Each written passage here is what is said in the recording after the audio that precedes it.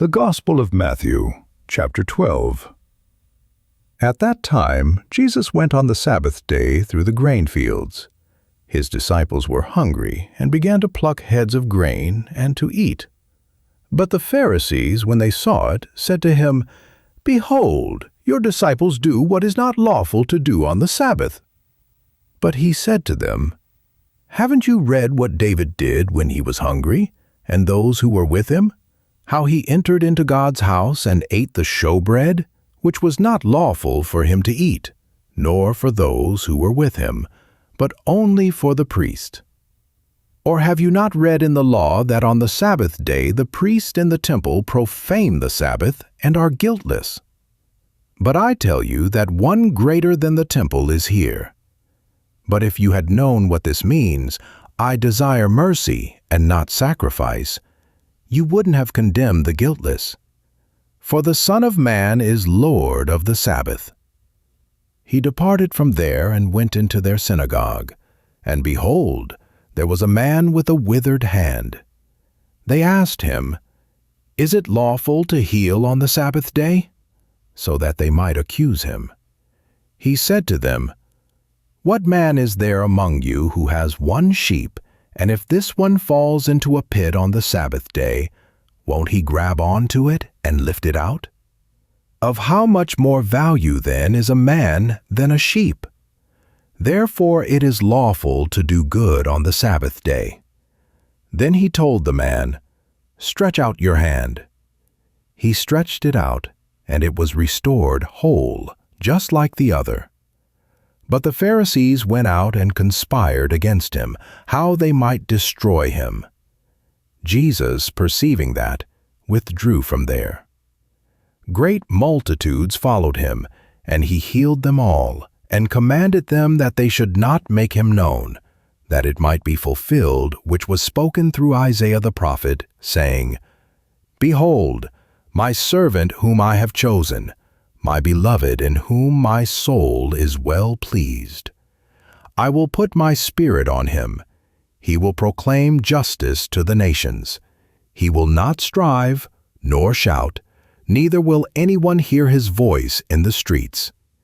He won't break a bruised reed. He won't quench a smoking flax, until he leads justice to victory. In his name the nations will hope." Then one possessed by a demon, blind and mute, was brought to him, and he healed him, so that the blind and mute man both spoke and saw. All the multitudes were amazed and said, "Can this be the Son of David?"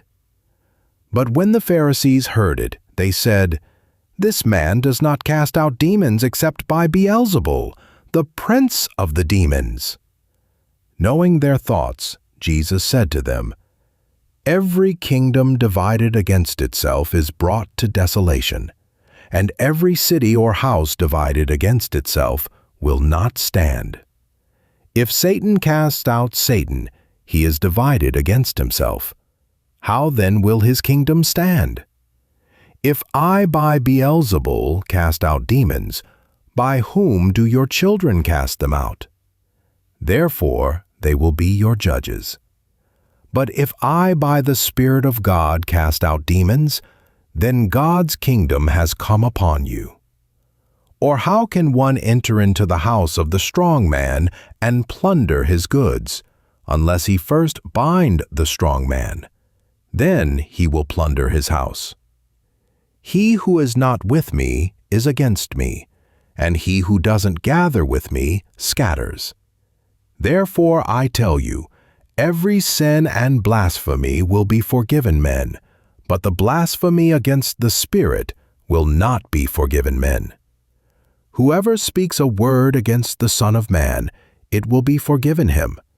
But whoever speaks against the Holy Spirit, it will not be forgiven him, either in this age or in that which is to come. Either make the tree good and its fruit good, or make the tree corrupt and its fruit corrupt. For the tree is known by its fruit. You offspring of vipers, how can you, being evil, speak good things? For out of the abundance of the heart the mouth speaks. The good man out of his good treasure brings out good things, and the evil man out of his evil treasure brings out evil things. I tell you that every idle word that men speak, they will give account of it in the day of judgment.